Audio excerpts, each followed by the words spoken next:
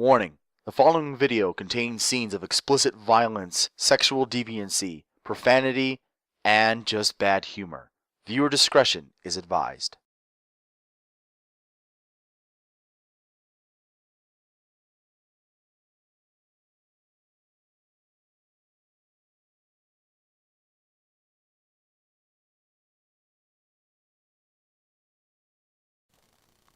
Welcome back, Brony Nerds and Gamers. My name is Drummy. We're here with Cry of Fear. We're at Mom's house. Mom's not home, I don't think. If she is, she's being very quiet.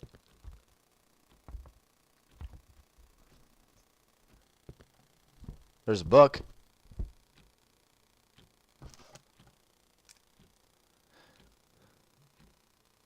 What's the book? Oh, it's the book that Simon wrote.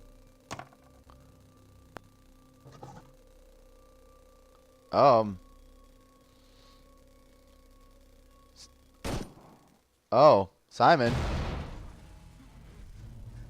Chapter 8, My Life Ends Here? Simon, what'd you do? Oh, come off it. Well, it's chapter 8, everybody. Who know? Oh. Mom? No, that's one of those hangy thingies. Oh goodness. Oh my goodness. Oh, are those hangy thingies, Mom? Is Mom the hangy thingy? Oh. Oh.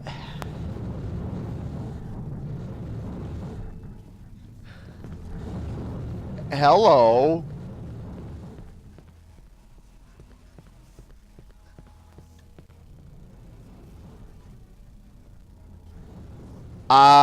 Ooh. Do not adjust your TV, folks. Things look as crazy for me as they do for you. I guess we don't go that way. We'll go this way, I guess. No, we won't go that way. We can't go that way either. Well, balls. I guess we... I don't know. I guess we go this way.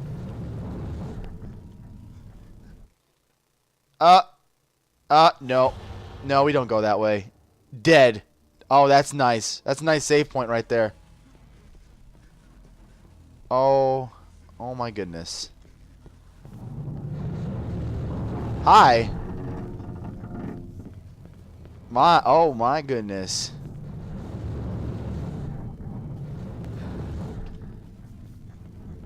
Just death down there, I'm guessing. Just a hunch. I guess we'll go this way then. Oh, come off it. Can't go that way. Definitely can't go that way. Can't go that way. We'll go back. Aha! I bet you never expected that, did you? No, you did expect that. Damn it! What? Okay, we'll go this way.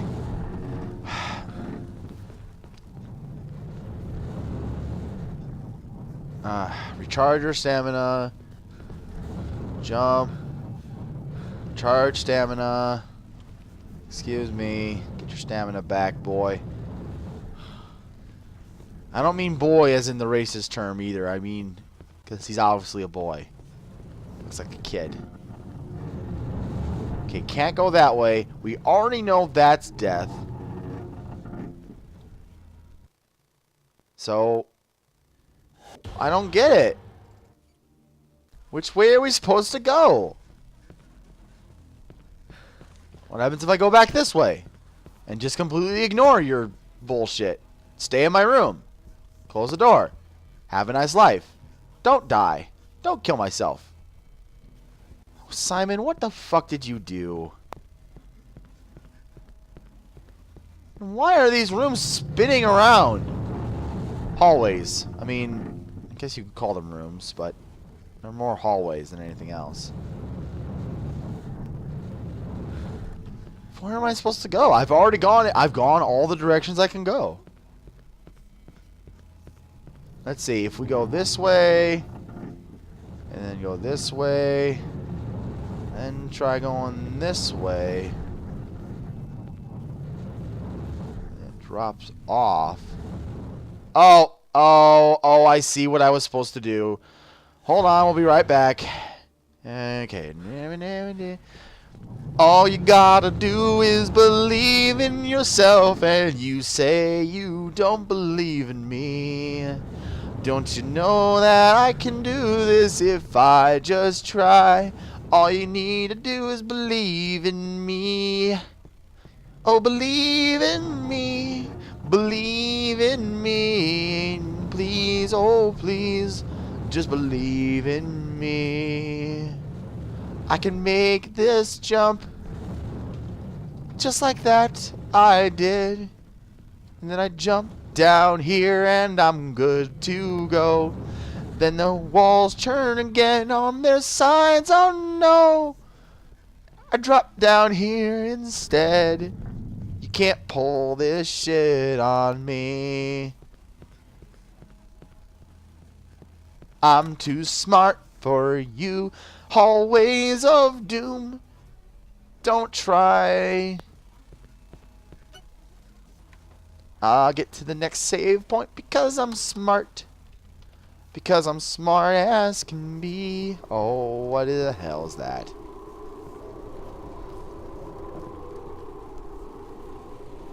What even the hell is up there? Oh, suicide, suicide, suicide. Oh, this is... I already know this is not going to be fun. Oh, is there a save point here? Oh, no. Oh, no. Oh, no. Oh, no. Oh, no.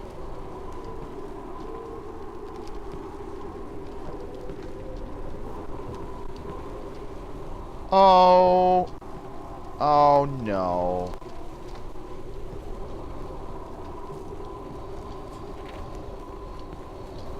Oh. Come off it. Oh. You just wait right there. Oh, jeez. Oh. Oh, okay, gotta get my stamina back. What the hell is going on here? I can't believe this. This is bullshit is what this is. All this is bullshit. Yeah, I gotta rest and get my stamina back after every jump. Every jump I gotta get my stamina back. I can't believe that. Can you believe that? I can't believe that. I can never believe that. I can't. God damn it, I did it again. Now I gotta jump back up here again. Oh my gosh, I can jump back. Ah, damn it, I did it again. Alright, gotta calm down. Just calm down. Just calm down. Okay, calm down. It's not that hard. It's not that hard. See, it's not that hard. Just get. Ah, damn it all! Okay, gotta jump again. Gotta jump again. Every time you jump. Jump again, jump again, jump again. Okay, jump again, and then go over here and jump again, and over here and jump again, and then get our stamina back because we don't wanna raise too much stamina. Okay, and then jump again, and then jump again, and then we gotta make sure we're clear of that book, and then we jump again. All right. That book right there, huh? That book right there? Okay. Damn it. Okay. You jump there. Okay. All right. We're there. We're look at how farther we gotta go. Okay. There we go. And then up there. And then. No! Damn it all! Damn it! Okay. All right. And then jump. All right. We're good. Oh my god. We're good. Alright. No! Damn it all! God damn it! Okay. Alright. We got this. Fuck! Okay. No! No! I can't believe this. I cannot believe this. I cannot. Oh my god. I cannot believe. I can't. I am just. Oh, I'm just not even trying anymore. Oh, this is not funny. Oh, harshly critical. I remember you having to do this. Oh no. Oh no. Oh no. No. No. Oh my gosh. Now I wish I had that M16. Oh my god. Oh, this is the worst. This is the absolute worst. Oh, look, we still have so much farther to go. Oh, but we're doing good. We're doing really good. Just got a little. Okay, we'll take a rest. Gotta just take a rest. That's all we gotta do. We gotta take a rest and just sit down, take a rest, and then we jump, and then we jump. And oh my gosh, we're almost there. We're almost there. We're almost there. Oh, look, we're almost there. Oh, oh, oh, oh, oh. Okay, Brony Nerds and Gamers.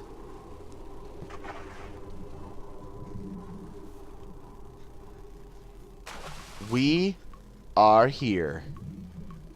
Welcome back. I'll just do my little jumpy jump. This is messed up. That whole... Oh my god. Oh my gosh. You gonna give me a save point? Yes, you are. And more syringes. I don't even need those syringes. Books. Ha ha ha ha! The save point is called books. Now I know why. Well, this is it. I've got 15, 20 revolver bullets, and I guess 15 shotgun bullets. But I've got full syringes. I'm just packed with syringes. I don't know what's gonna happen here. I don't know. Simon's gone on a long trip. Hey, it's Simon? Uh-oh. Uh-oh. Oh, ow.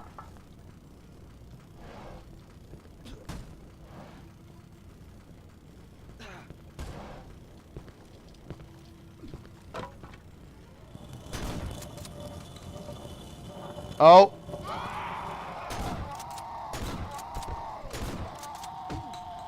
Ow. Excuse me.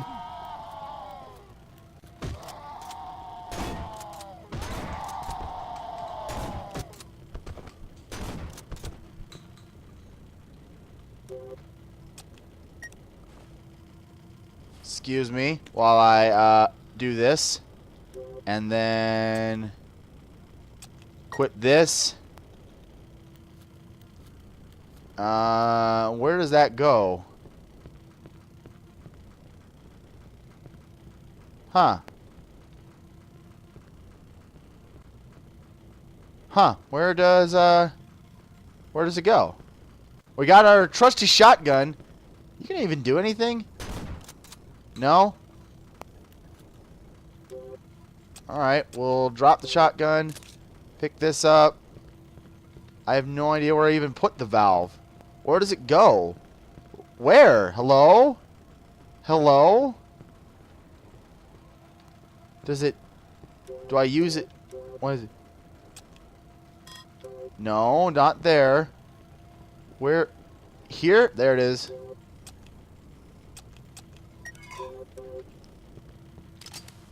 Don't even try it, Simon.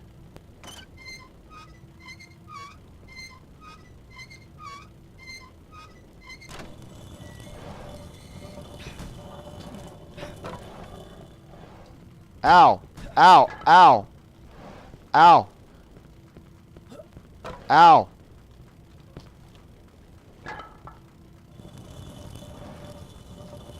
Ow. Oh.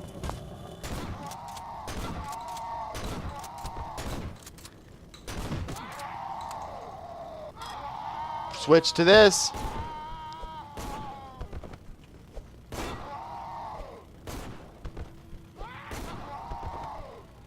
Drop the shotgun. It's no longer any use. Pick up this. Use a syringe. Where's the... there it is. And that goes right here.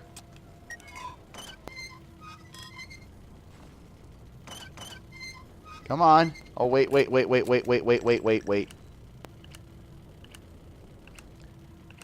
There we go. Alright, now we're ready. It's the final... Wait, hold on. Was there any ammo? No? Okay. I've only got 15... I've got 15 shots left. So, if this isn't... If you're not going to resupply me...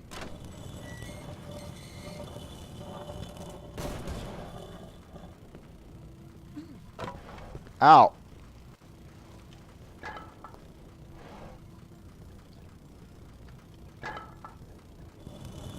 Oh, crap.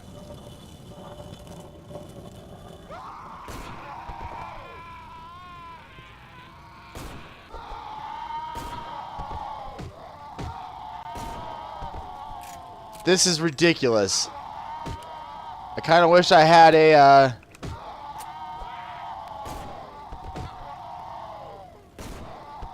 Uh-oh. I think I have a problem. I think I have a small problem. I don't have nearly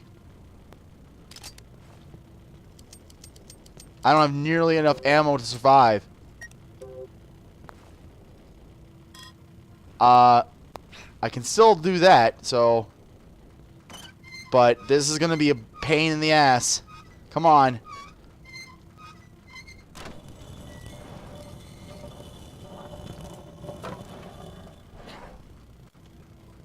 Come on. Ow. Ow. Alright, here we go.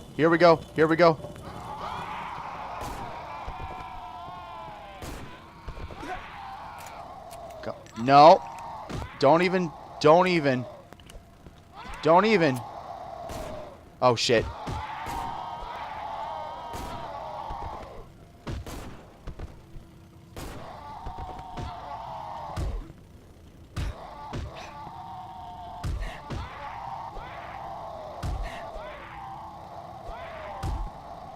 What's on their heads?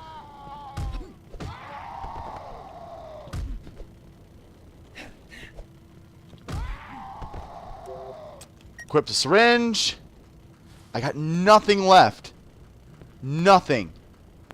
I've got nothing left. This is it. This has to end now. Simon, it's over. You lose. You have to accept... You just have to accept how things are. It sucks, I know.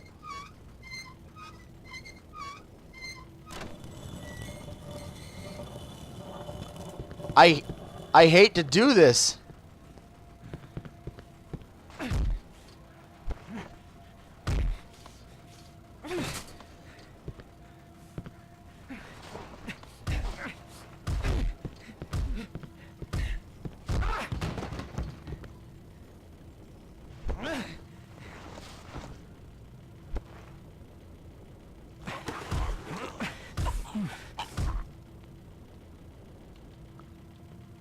Do I have to do this? I mean, this is obviously me.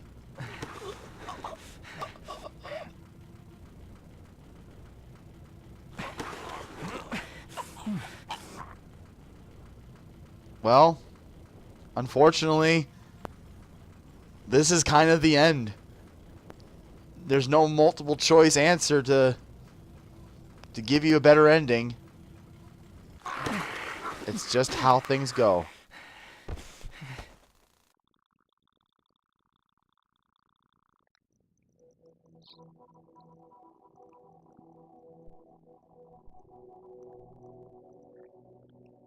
Finally, it's all over. By the time you are reading this, you will find my dead body covered in blood, with my head blown to bits. I know you might think I'm not, or wasn't, normal, I was crippled, stuck in a wheelchair, and that's why I had to die. I was broken, defective, full of emotional problems. My mind was stuck in a never-ending loop of anxiety, depression, and despair. A roller coaster with no end, and I wanted out so bad. This book writing tip was fucking bullshit. It only made me realize how truly fucked my life was. Ironic how that one person who was actually paid to help me only made it worse. Gave me that one last push, which was needed for me to end myself. And now he's dead. It's almost poetic. The only person who tried to help me was my only friend, Sophie. Please, tell her I'm sorry. I wish her all the best. Please don't show her this mess. This is my conclusion. This is my end. Farewell, everyone.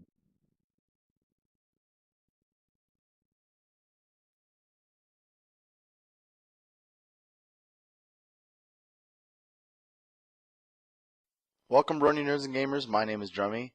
I'd like to thank you for watching this Let's Play of Cry of Fear.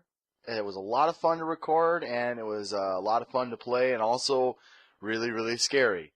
If you liked it, leave a like or comment below, and you can subscribe for more Brony Nerds and Gamers. But I want to get away from that, because this is not something I would normally do at the end of a Let's Play. You know, sit down and want to talk more, but I think this merited it. When I originally recorded the ending of Cry of Fear, I made some commentary about the storyline, but it was not very well thought out, and I didn't think I chose my words right, and at best I was contradictory to what I really do think, and at worst I was probably pretty insulting and offensive to someone who has lost someone to suicide.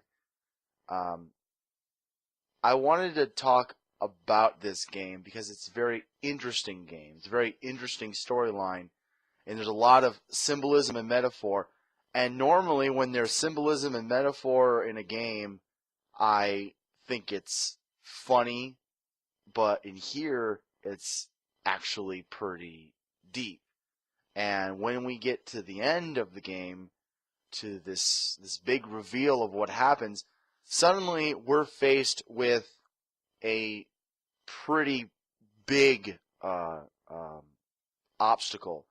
And while most of us would just be like, "Oh well, it's just a game," I think it probably deserves a little bit more conversation. So if you don't want to hear me talk about Cry of Fear or about some deeper subject matter, you don't have to watch all the way till the end. You can just, click the like button, go to subscribe to the Brony Nerds and Gamers page.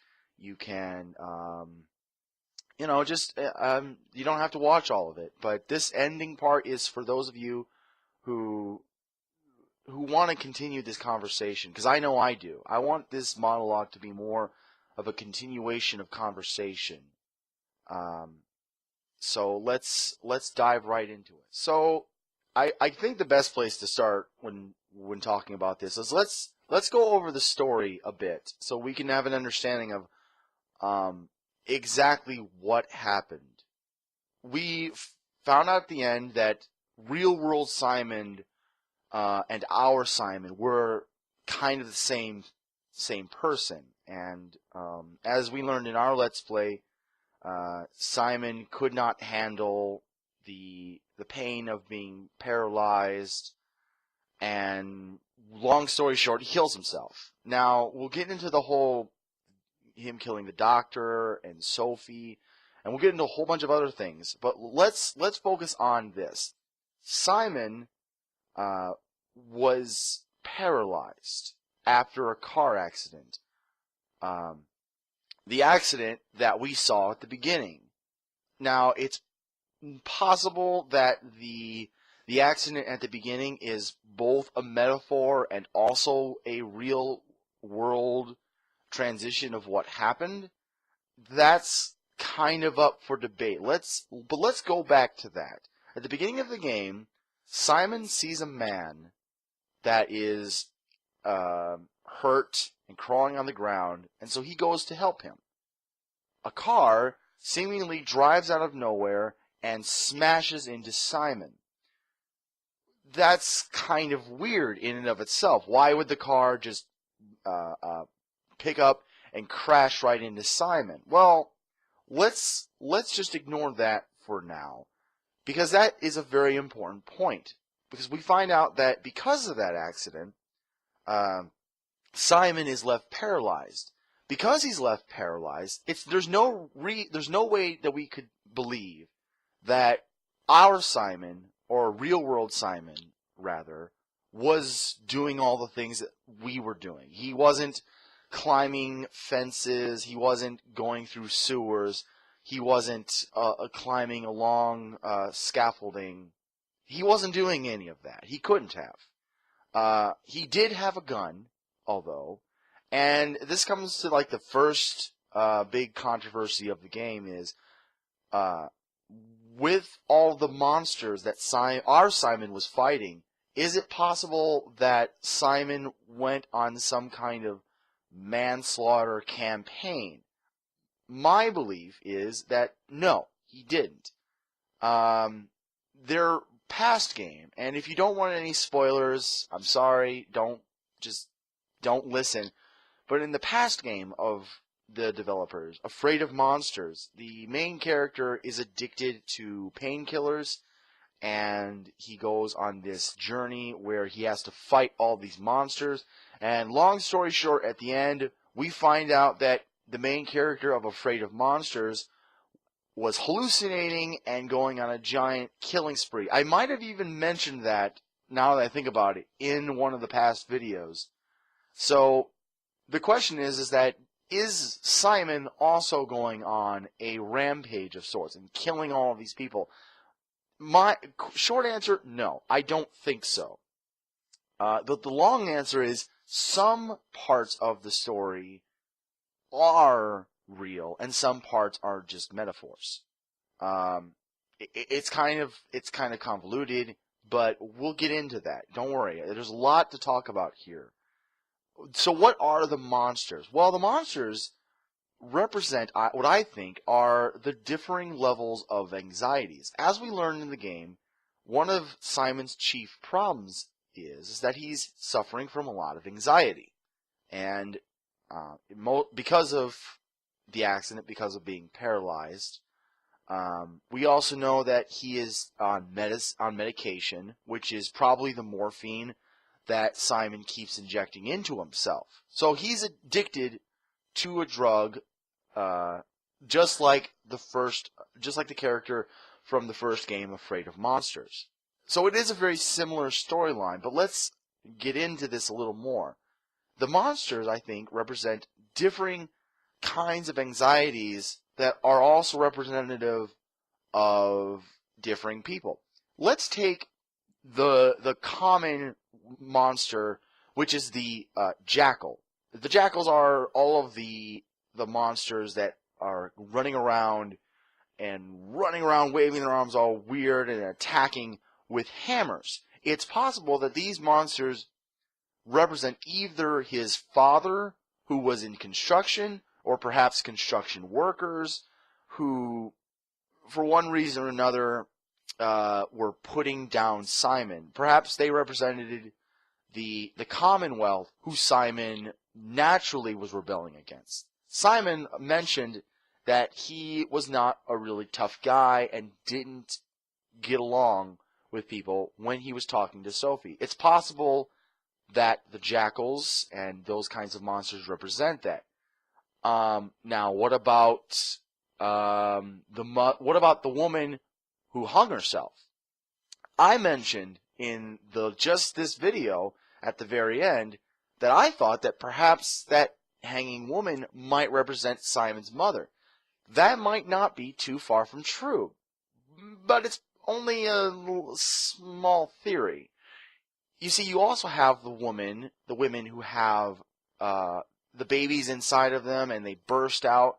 And if Simon tries to shoot them, the monster makes Simon want to kill himself.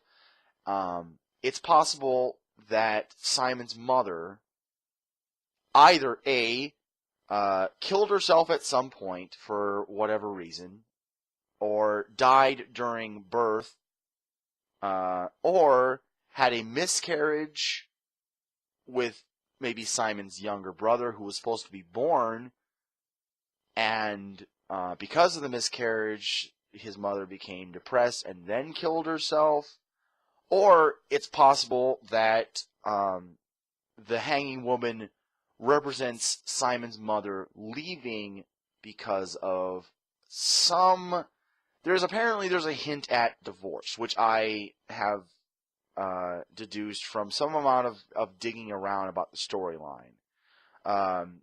Now, there are bosses in the game, and each boss represents something a little more. Let's go back to the driver, to the car accident, rather. When we see the main character helping this guy, and then a car comes out of nowhere, it's a little fishy to say that that's how it actually happened. What I think it's supposed to represent is Simon has this duality of thinking where he's both sorrowful for the man who got into a car accident and also angry at him. Which brings us to the first boss character, the Sar, the chainsaw guy. The chainsaw boss is really quick, and when we defeat him, he kills himself by chopping off his own head, which leaves Simon in a sick state and makes him pass out. Which is one of the only few parts of the game where Simon has a scene in which he legitimately passes out. Throughout the rest of the game, he's just kind of traveling around, especially with all the other bosses. He doesn't get into this kind of sick state. That's also possibly because of how the chainsaw enemy boss died, but that just goes to further the idea that the chainsaw boss represents Simon's hatred and his anger about the accident. And the saw is supposed to represent, in some way, the guy who wanted to hurt him, but at the same time possibly had hurt himself in the event of the incident. It's hard to say, but that's just, I mean, the boss characters obviously weren't explained. I looked around to try to see if there were, like, wiki information to try to explain. Perhaps if I looked through the commentary tracks of the developers that was unlocked at the end of the game. We couldn't really find anything that would explain the backstory of what these monsters were supposed to represent. So I can only give you my own theories. That being the case, let's move on to the next boss, which is the Mace Monster. Now, the Mace Monster, when we find him, he is in the same room as the doctor. We enter the room, the doctor is sawing off a man's head, asking about a key. Simon calls out to the doctor runs. Then we find out that the Mace Monster was already there. He has the key, and he swallows it. And then we fight the Mace Monster. But the Mace Monster doesn't attack the doctor for some reason. We'll get into more about the doctor, but the Mace Monster doesn't attack the doctor. Instead, he attacks us. We fight off the Mace Monster and electrocute him and steal the key from the Mace Monster. In this case, I feel like the Mace Monster represents Simon's hatred and anger towards the Doctor. Specifically, it's not the Doctor himself, but his hatred and anger towards the Doctor. We learn in the storyline that Simon doesn't really like his Doctor. And as we get into more about the Doctor, that becomes more evident. But we also learn that Simon is always very good around his Doctor. He doesn't trust his Doctor, but he realizes he can't lash out against him.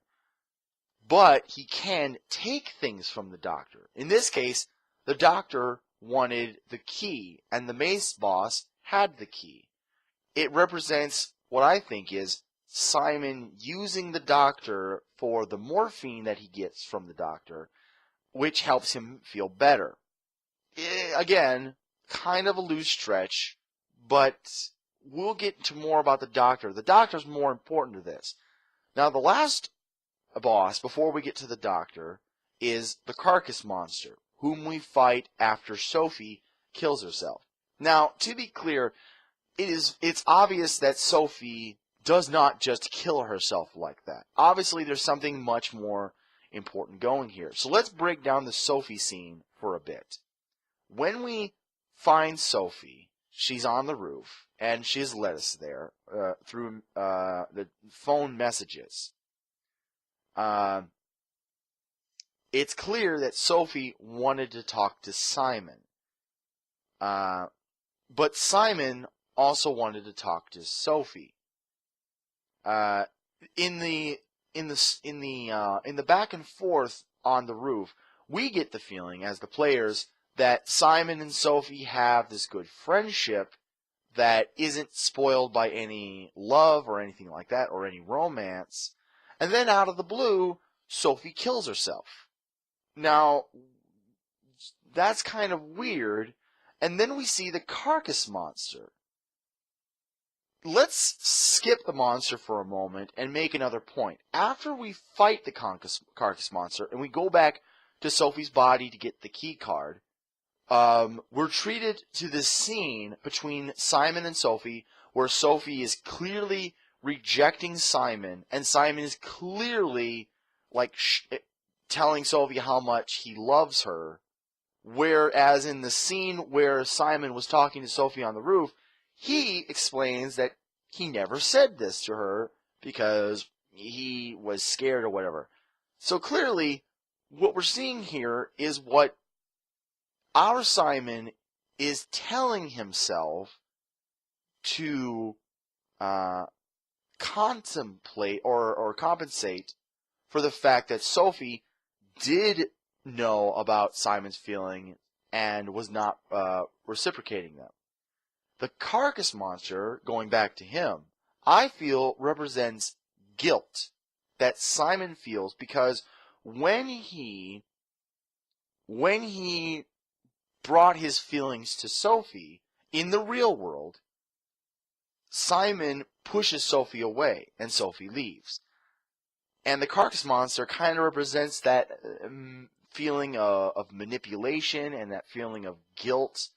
Now, here's where we go to the ending, because this is one of the two parts of the story that change the ending of the story. If you kill the Carcass Monster, what you're doing is you're confronting the guilt you, Simon, feel for pushing Sophie away. Because you confront this feeling, at the end, Simon doesn't kill Sophie. However, if you do run away from the Carcass Monster, you're running away from that guilt. Simon doesn't confront that guilt, and so instead of realizing that, Sophie just doesn't have those feelings for him, and that she's actually a good person, and that she's not to blame for his problems, Simon ends up blaming Sophie, and in one of the alternate endings, Simon chooses to kill Sophie as well as killing himself. So, we get the ending, however, where he doesn't kill Sophie. We do, however, get the ending where he still kills himself, and he kills the doctor. Now that goes into the last part, where we talk about the doctor. So, for the final part, having to do with the doctor. First off, it's important to note that the doctor is a very interesting character, both in the real world and in this make-believe world, because we are clearly seeing the doctor as Simon sees the doctor. The Simon doesn't like the doctor. But then there's a real-world doctor who may or may not be a good or bad doctor. That kind of falls into a gray area. Let's break this down though. First, let's talk about the doctor's gas mask.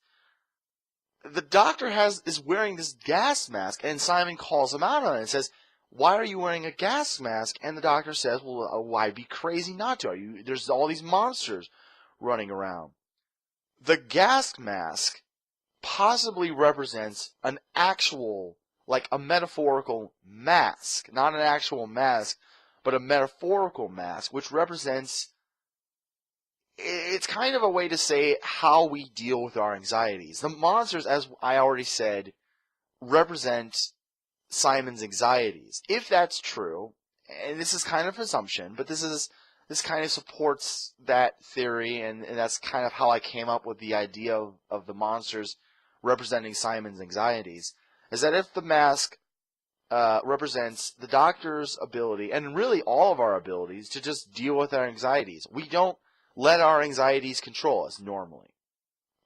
We don't, if we're afraid of something, we're afraid of it, but we don't let that control us. And that's how most people who are not mentally unstable are. But Simon clearly does not like the doctor. He doesn't trust him. And the doctor, in our Let's Play, doesn't give us any reason to like him. But that's because of Simon's perspective of the doctor. It has nothing to do with what the doctor's actually like. Remember back when Simon travels through the long hallway in one of the nightmare sequences. We hear what is clearly the doctor talking about Simon. Possibly Simon overheard this at some point and becomes the basis of how Simon feels about the doctor. Here's why. The conversation that the doctor has with himself goes a little bit like this. That Simon is retreating to this world. He always goes back to this place, as he says. He says that he's giving him morphine because it helps. And we also learn that the doctor wants Simon to go through this cognitive therapy, which involves writing a book. On that interesting note, the enemies with the books for faces represent Simon's anxiety about wanting or not wanting to write this book, which is part of his therapy. The book plays a part at the end. It does. And we'll get into that later. But the doctor claims that he doesn't think that the medication is the best idea, but he keeps giving it to Simon anyway because it helps. Now, I'm not a psychologist, and I'm not a psychiatrist either, but there's a fine line between giving a patient what he wants because it helps him and hindering a patient by giving him something that doesn't truly help him. In this case, there is kind of a gray area that the doctor falls into, where he is possibly a bad doctor that is just giving Simon whatever is necessary to either get rid of him or to do whatever. It is the point. then you have the good doctor side, which is possibly that Simon is misconstruing what the doctor is saying and making it seem like that the doctor is keeping him drugged, or that possibly what's the real case is that the doctor just doesn't know what to do. Psychologists and doctors are not perfect people. They don't have all the answers, and in a situation like this, with a person who's in a lot of pain, physically and mentally, it's clear that there wasn't a clear-cut answer for helping him. Now, I'll talk about more on that doctor issue later, but then we get to the key part, which is where we actually mucked it up. The doctor wants the gun from us in the hospital sequence. He wants us to get him a gun. We find him the gun, and the only gun he wants is that P395 gun. And when we find it, it has no ammo. And we don't find any ammo until after facing that sequence with the doctor. Which is weird, right? Why would he want a gun with no bullets? Here's the deal. When we played it, we don't give the doctor a gun and he shoots us. I kind of metagamed a bit on this point because when I watched Harshly Critical's Let's Play of it, he gave the doctor a gun and the doctor ended up shooting him. Which I thought was it was stupid. Why give the doctor the gun then? In the developer commentary of the game, we find out that giving the gun to the doctor is a representation of Simon trusting the doctor. The doctor shoots him anyway, though, because this Simon is a different Simon than the real-world Simon. It's still important, though. It's still important to note that when Simon trusts the doctor, it changes the end. When you give the gun to the doctor, you get an ending in which Simon doesn't kill the doctor. If you recall just what we saw, in our ending, Simon doesn't kill Sophie because he forgives Sophie. He knows it's his own problem, and he doesn't blame Sophie for what she did. But because he doesn't trust the doctor, he does blame the doctor, and for however which reason he does, he goes and kills the doctor. How does he go and kill the doctor? Or better yet, how does he kill Sophie? Well, if you watch the ending in which he kills Sophie, Sophie's in his bathtub. And she's dead. How does he go out and kill the doctor? Well, he sees the doctor on a daily basis, so it's possible that he just killed the doctor then. It's like he's in a wheelchair, but it's one of those situations where I want to say it's possible that he did go on some kind of manslaughter escapade and killed a lot of people. However, it's very unlikely. It's very unlikely given the circumstance. If I'm wrong, then I'm wrong. But I don't think it changes the storyline in general or the symbolism that it represents. Now, there is another ending, however. And in this case, the actual ending of the story does change dramatically depending on what our Simon does. So that's where we get into this whole our Simon and the real world Simon. Now, if you remember, the doctor wants Simon to write a book.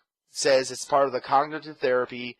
It will help him get over the pain and misery of being paralyzed. And Simon is obviously reluctant to do that. What ends up happening is that what the real world Simon is doing is that he's writing a story of Book Simon.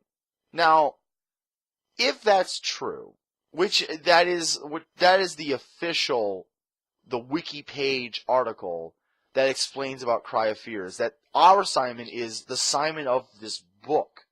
But let's dig into it a little more, because I don't think it's that simple either.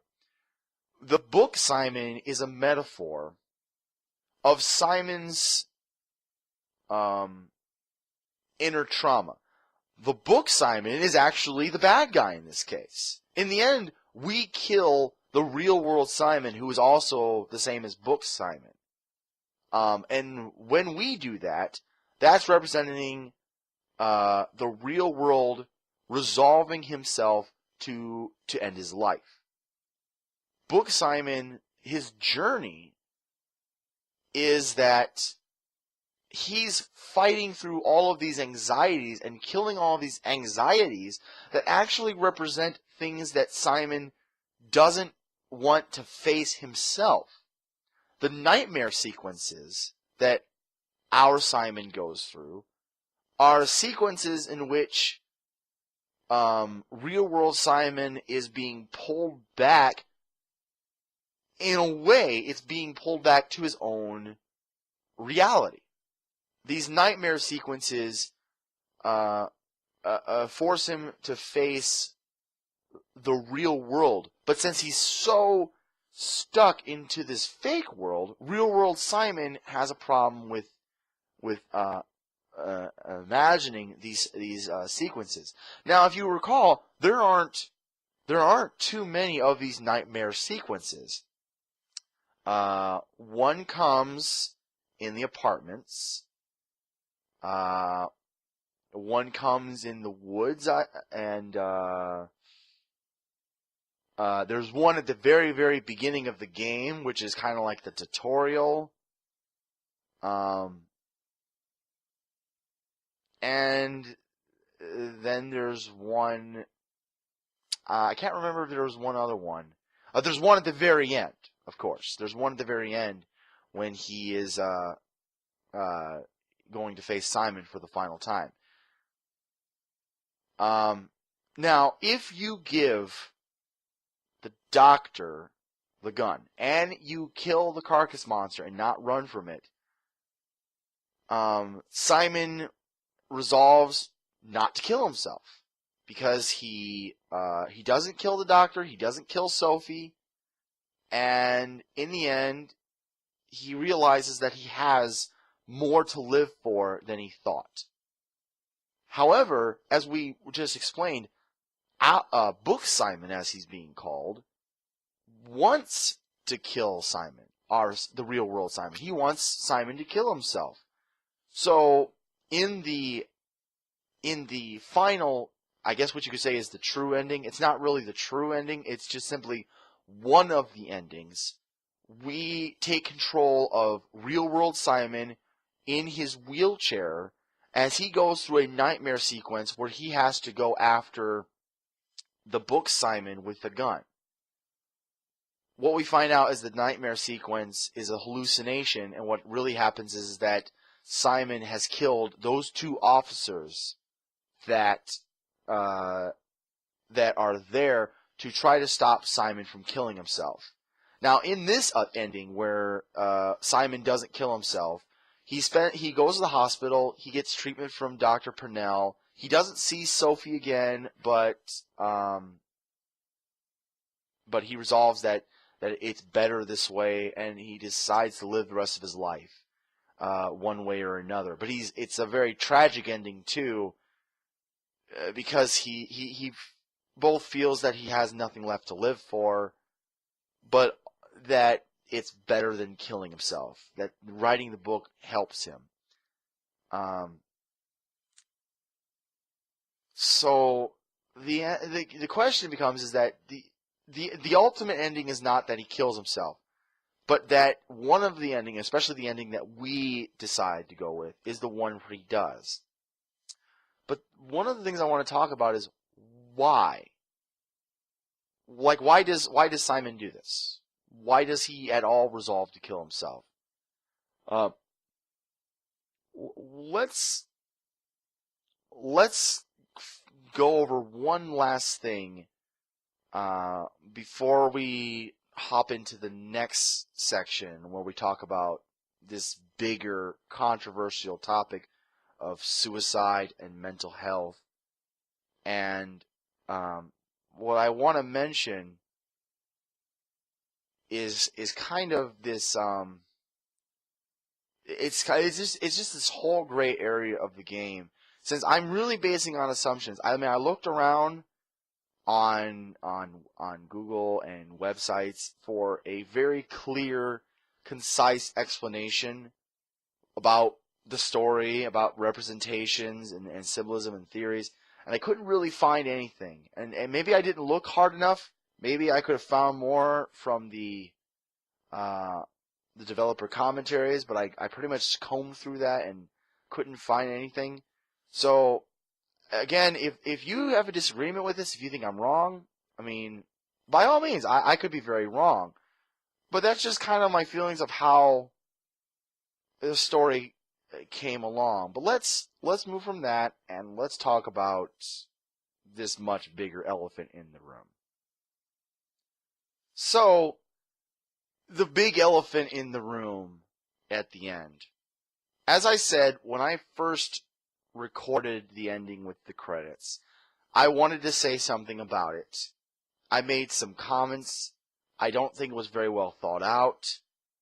But let me start by saying that I have had the fortune, as I'm going to say it's the fortune, of not having anybody in my life having killed themselves. And I think it's horrible. It's a horrible situation for anyone to have to deal with. And I cannot possibly know how that feels. That's just the first thing I have to say, because in context, everything else that I'm going to say might seem rather cynical because of that. When I was younger, I was a Christian, but I also had a very hard life. I was poor, I was troubled, there were a lot of problems at home, and I often thought that things were never going to get well.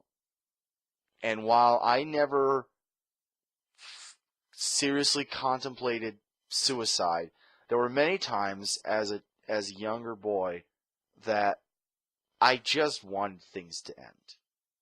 I was looking at the world and all the fighting.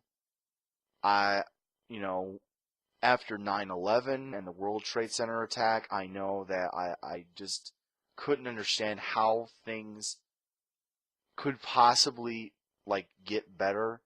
Of course, I was young.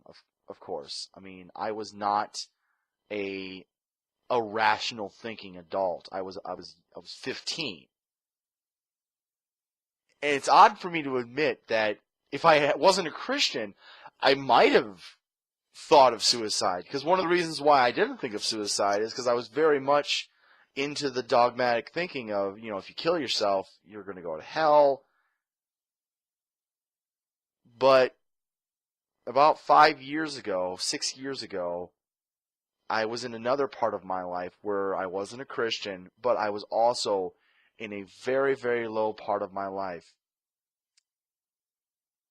And I still didn't really consider suicide, but damn it if I was close.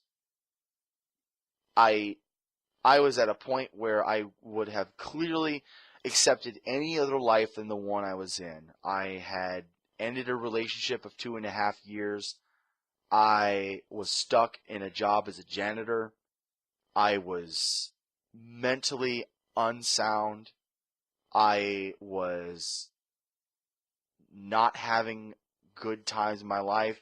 I was living in a condemned house. One person who I considered a good friend, I was having a big falling out with and could not trust him anymore. There was nothing looking good for me in my life, and I didn't know what to think. But I had one very good friend. And this one very good friend really pulled me through that time in my life. And I can honestly say, if it was not for that friend, if that friend was gone, if that friend had died, or if I hadn't known her, if I hadn't met her, if we hadn't talked, and if she hadn't pulled me out of where I was, I'd probably be dead. I can't tell you for sure because it's impossible to know how that different form of my life could have gone. But I don't think I would have lived that long. I don't think I could have handled it as well as I did. And if I had lived, it would not have been a good life. I would have either ended up in jail or who knows what. It's impossible for me to know.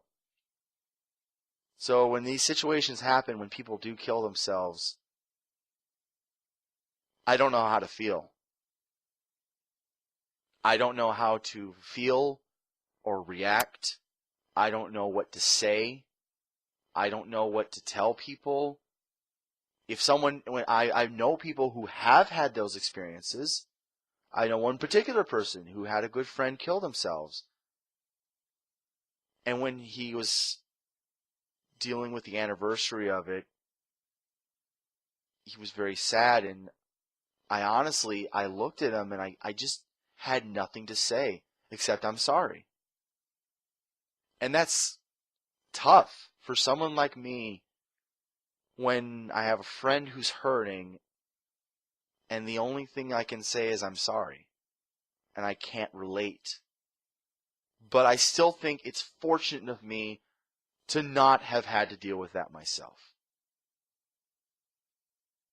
When I look at Simon's story, I feel like his reasons for killing himself were terrible. He was paralyzed. Yes. I often think if I was paralyzed, it would be pretty shitty for me as well, and I wouldn't know what to do. Gosh, my job would be over. I'd be on disability. I might have to move. It would be horrible. But I would still have my friends.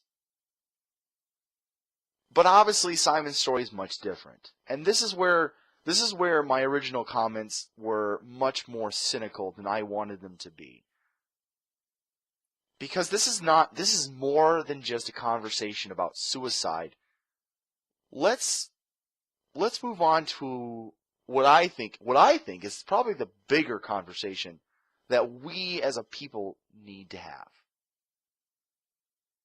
So, in the story, the doctor is giving Simon this medication, the morphine. Or the morphine might not be the actual medication. That might just be a representation of whatever the medication is. It's not important because it has a much more of a real world example in where doctors, mostly I'm looking at psychologists, there are good psychologists and then there are bad psychologists. And personally, I don't know of good psychologists.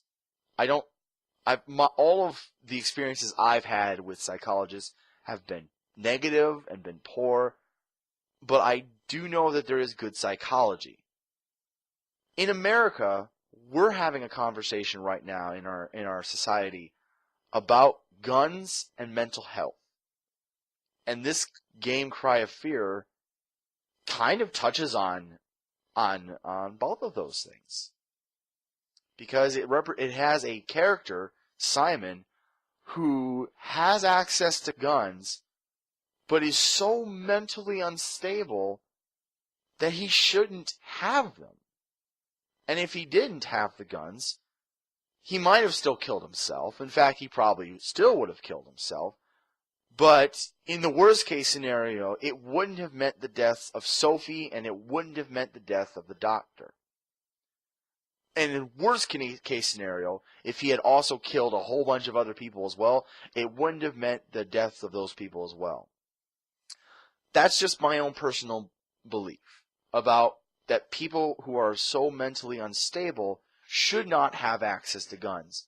This is not, however, a conversation about guns. This is a conversation I wanted to have about mental health. I want to talk about the case of Simon and how he was simply pushed into this system after having an accident, was given drugs, was told to write a book, and then that's kind of it. It's hard to say if this was good or how it was handled bad. I don't want to judge mental health based on this story, but it's hard not to be reminded of how people treat those with mental health issues. Let's say, for example, that the doctor is not really a doctor. Let's say the doctor is me, or you, or someone else who's not a doctor, who's not a psychologist. Let's say that doctor was just anybody. What do we do as a society when we deal with someone who has mental health issues? We ignore it. We clearly do. We ignore people with mental health issues. We don't help them. We don't take consideration. We don't take their threats seriously. If you look into the situations when we've had these gun massacres in America for the past 5 years or so, and we've had them about every year for the past 4 or 5 years, if you look into these massacres, every time the story is so similar that the person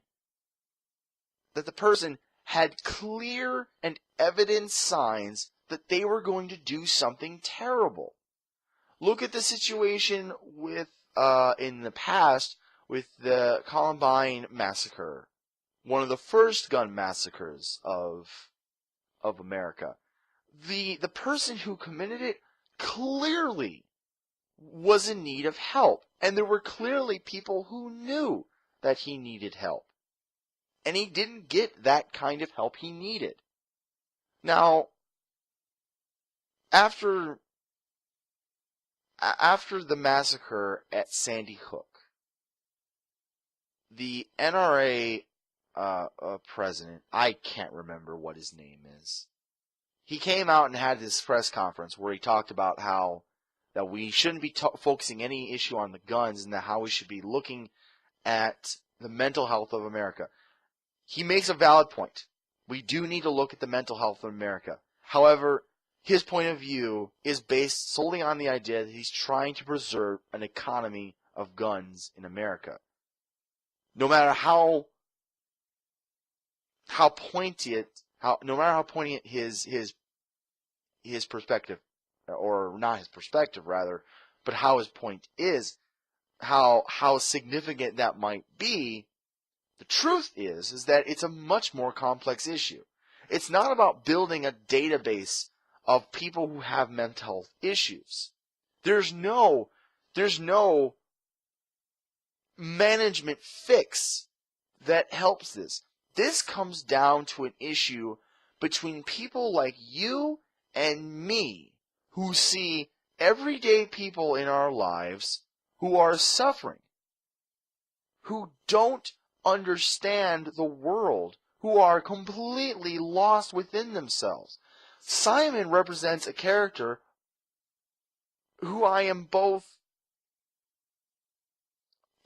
equally angry at and equally disgusted at for his choice, but at the same time I'm equally sorrowful for him, and I pity him because he has all of this. He sees the world like this. He sees these monsters, and these monsters represent real people in Simon's life. And he sees the doctor, and this cruel doctor who kills people, who chops off heads with saws, who shoots Simon even after he gives him a gun or he doesn't give him a gun.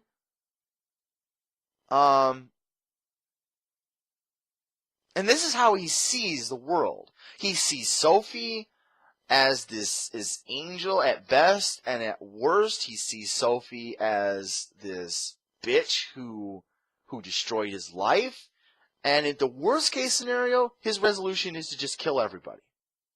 And that's how he sees things. And while that's not what happens in everyday life, that does happen. There are people who kill other people because they are just so angry and they're so mentally disturbed that they can't help but see the world that way. And it is both disgusting that that's their choice, and it's a pity that we don't help them sooner. Because just like with Simon, Simon could be helped.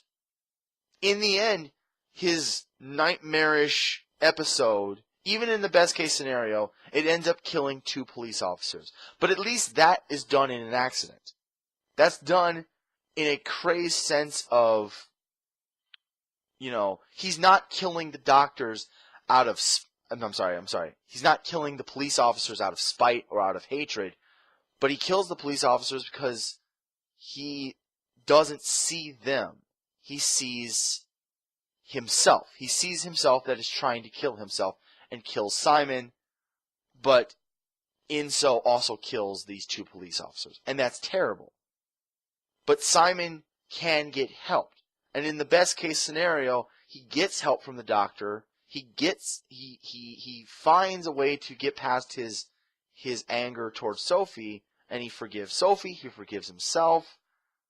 Well, no, he doesn't actually forgive himself in the end for Sophie.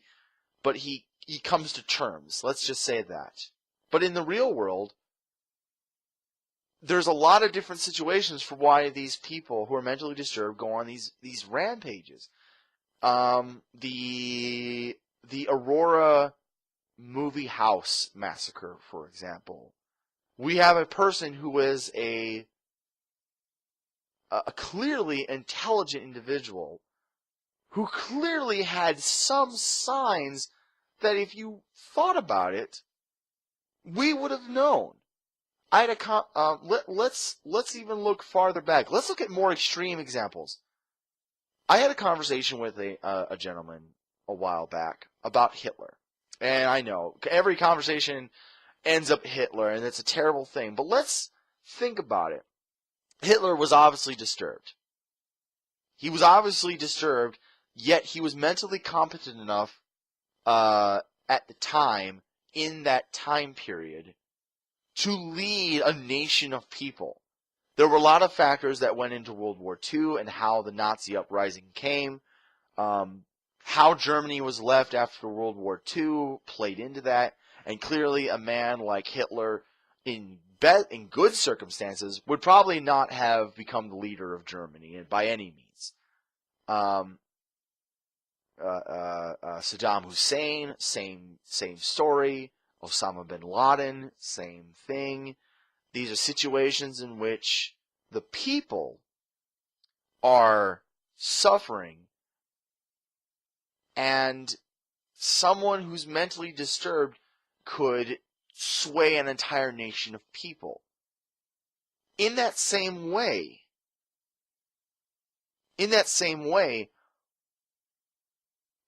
we can also have something in our minds. If we are mentally disturbed, if we can't help but see the world in this crazy, horrible way, we get this thing in our mind that tells us to do terrible things because we can't understand a better way to do it. And that's what happens with these massacres. At the same time, people like Hitler and people like Osama bin Laden and people like Saddam Hussein, who were clearly mentally disturbed, people like Gaddafi, who were clearly not right in the head, but were allowed to live these lives of horrible acts. Could it be possible that if we had known, obviously, we couldn't possibly have known what Hitler would have accomplished, but if we had known what Hitler would have wanted, the people that knew Hitler as a child, is it possible that they could have done something sooner? Is it possible we could have prevented World War II? Is it possible that we could have prevented violence in general if we focus on those who are mentally disturbed enough who want to make that choice? I think it's possible. And that might be an idealist point of view. You can say that if you want. You might say I'm foolish to say that we can prevent all violence if we look at the mental health issues, not only in America but in all the world. And that's maybe a foolhardy dream to expect every person to be held accountable for everything that everyone does, because at the end there's always going to be someone who's crazy who wants to go out and kill someone. And just because of the nature of human people, we're not going to be perfect enough to always catch it. But we could probably do a better job than what we're doing. We can talk about laws that need to be passed. There probably are laws that need to be updated about mental health and guns. And and we can talk for a lot about. We could talk about religion and how, in some ways, the hierarchy of religion and the misogyny that comes from religion plays into this ignorance and this naivete about how violence happens. This isn't just about massacres, because this kind of violence in mental health is seen in domestic abuse cases. It's seen in child abuse. It's seen in sex abuse. It's seen in any kind of abuse, anything that has to do with violence or violation of a person's right to happiness. You see this in bullying, everything that could even be remotely considered violent or a vile act against another person comes from ignoring mental health issues in people and just saying, let's let someone else take care of it. Let's let the doctor take care of it. Let's just wait till something happens. It's not my problem. What does it matter? I don't even know the person. What's going to happen to me? You don't know that. You don't know what's going to happen to someone else that you know. For all you know, that person that you passed by in the street that was muttering about how everyone is out to get him, that person's going to find a gun or purchase a gun legally and is going to go out on a massacre and possibly kill someone that you know, because you didn't want to find out what might be happening because you're too busy. And I'm not blaming you if you did that, because to be perfectly honest, I'm sure I've done that myself. It's you, it's me, it's everybody. We're all doing this. We're faced with these situations where we should be helping people and we're ignoring it. So I don't know. I guess that's how it always ends, you know. I don't know. I'm not smart. I'm not the smartest. I'm not the smartest by any means. I'm not the smartest by any stretch of the imagination. I don't know the answers. I have an ideal. I think we could end violence this way. But I don't think the better solution is suicide either. I don't think anybody should have to die because of mental health issues. But I also think that we just don't know enough about these things either. We don't research these kinds of things enough. We don't put enough of our federal dollars into researching why people do things the way they do. We don't put enough money into researching the kind of good medication that can help people. And we don't put enough money into educating people about mental health issues. Mental health is hardly even covered in high school. It's barely covered. Do you know what mental health issue is covered like in high school? At least when I was in high school, like 10 years ago. We saw a video about Columbine High School, and that was it. And then we learned about the id, and we learned about the self-conscious and the subconscious, and that's the extent of what we learned about mental health issues. And we might have learned about autism. Possibly learned about autism. I learned about autism because for a project in school, I researched autism. But we didn't learn about Asperger's in high school. And that's a serious issue, just like people with autism. And now that we're learning more about autism, schools aren't learning more about autism. We're just learning now that some people may very well have autism that we never knew had autism. And that may not actually be as terrible a thing as we think it is, but that we're looking at it like a terrible thing. And we should be looking at it like an issue that certain people have to deal with, and it's something that can be conquered, not something that hinders a person. But that's how we look at it. That's how we've looked at it for years. If you're autistic, if you're labeled autistic, that instantly ruins your life. While other people who don't get labeled as autism, but may very well be autistic, can find ways to prosper because they've conquered it. And how did they conquer it? And how do other people not conquer it? I don't know. I can't give you that answer, but I think we need to figure it out.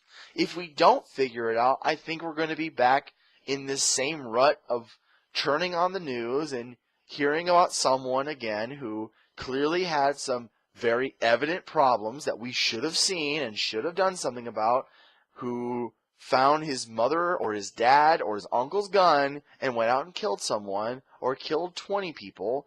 And yes, people will talk about guns, and I think we need to talk about guns too, and I think that some gun regulations are needed, and I think we are long overdue on doing something about it. But you know what? If we can't change anything about guns, because that's, you know what? If a crazed gunman killing a room full of elementary school age children doesn't change American politics on gun laws, I don't think anything will. And if that's the case, we really need to start solving this issue some other way. It really doesn't matter. It doesn't matter if the gun rights people are right or if the gun control people are right. We just need to fix it in some way. We need to do something about it. So that's why I wanted to have this conversation, this monologue. I wanted to start a conversation. You can have this conversation in the comments you want. I'd rather you have this conversation in your schools. I'd rather you have this conversation with your parents. Have this conversation with your politicians. Have this conversation with just about anybody you can, because it really is the biggest problem we face in America. Possibly it's the greatest problem we face in the world, is how we treat people with these crazy ideas.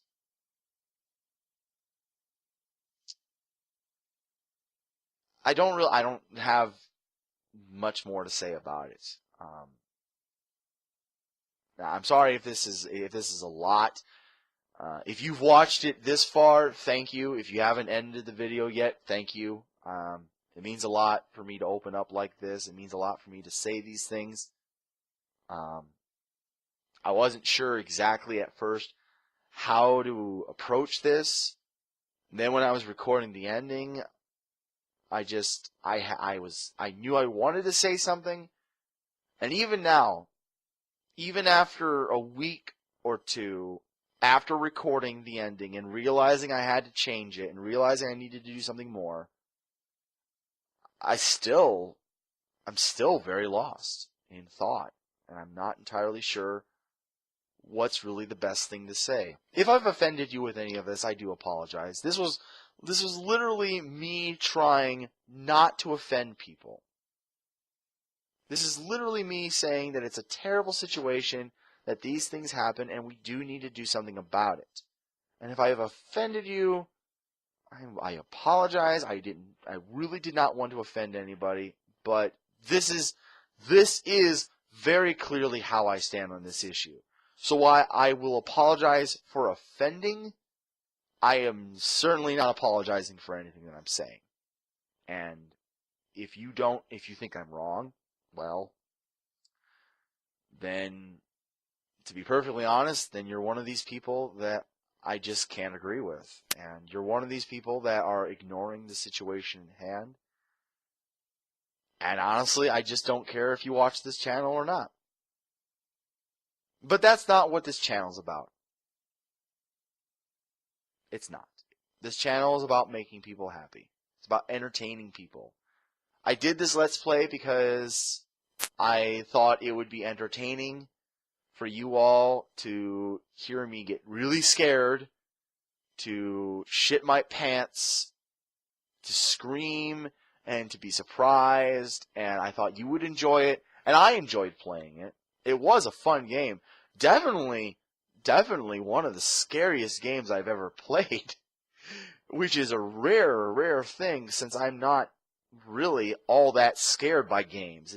It's actually, it takes a lot to really scare me like that.